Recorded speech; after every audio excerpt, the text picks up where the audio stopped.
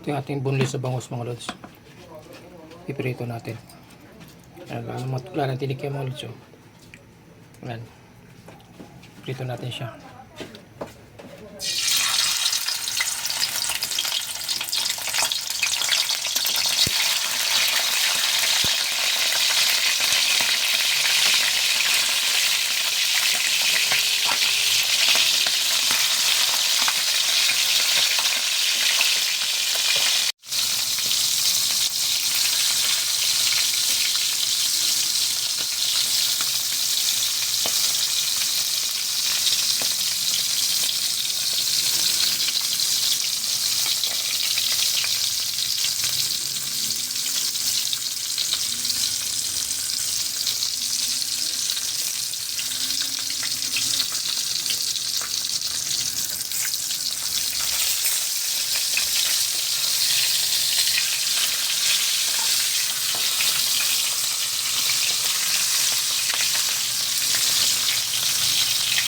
Din natin delta ng mantika mga lods. Ito yung pinagprituhan natin ng isda.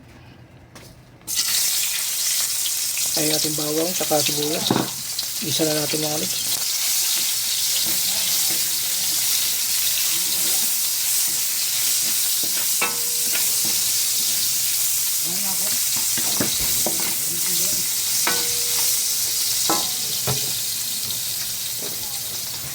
Yung ating carrots saka patatas.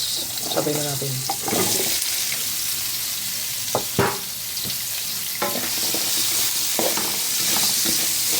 Gawa naman tayo mga lods sa ating ulam para sa tanghalian.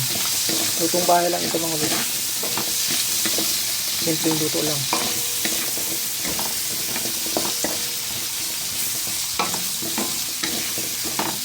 Isa-gisa lang natin yung lods. Hanggang sa maluto yung ating carrot fry at ating patatas.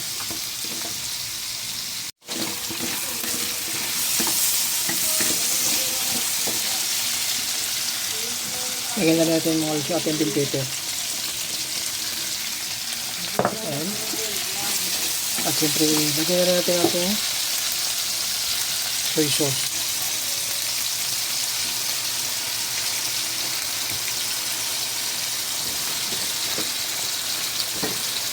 Konting tuyo.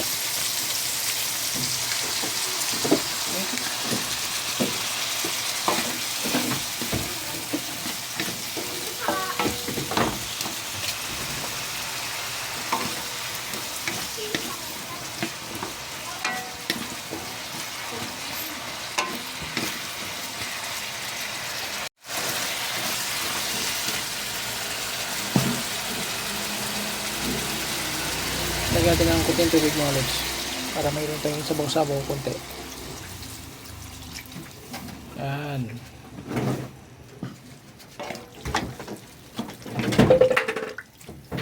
Lagyan na rin natin yung ating ketchup.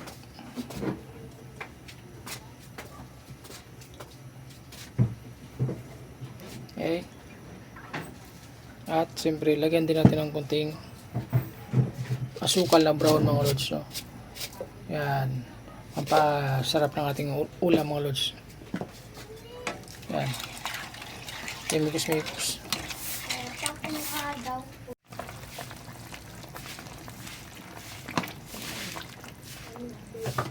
Lagyan natin ng paminta.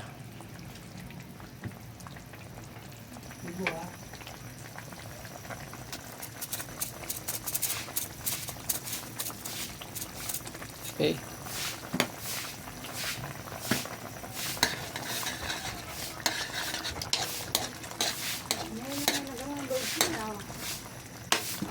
Tapos lagyan na natin mga lods yung ating pinirito boneless na bangus. Ayan na siya. Yan ang ating recipe ngayon mga lods sa araw na ito. Ulam natin para sa tanghalian. Lutong bahay lang ito mga lods. Simpleng ulam. Ayan.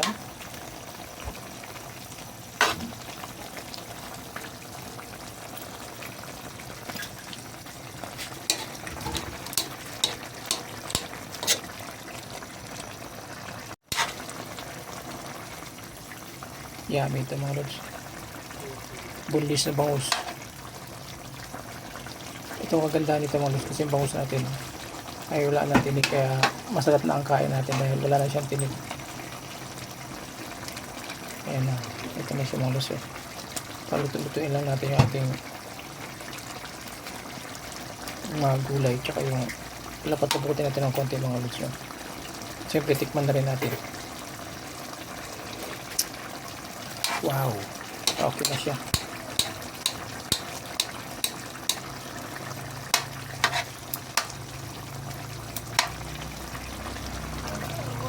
Lapat-laputin lang natin mga lods.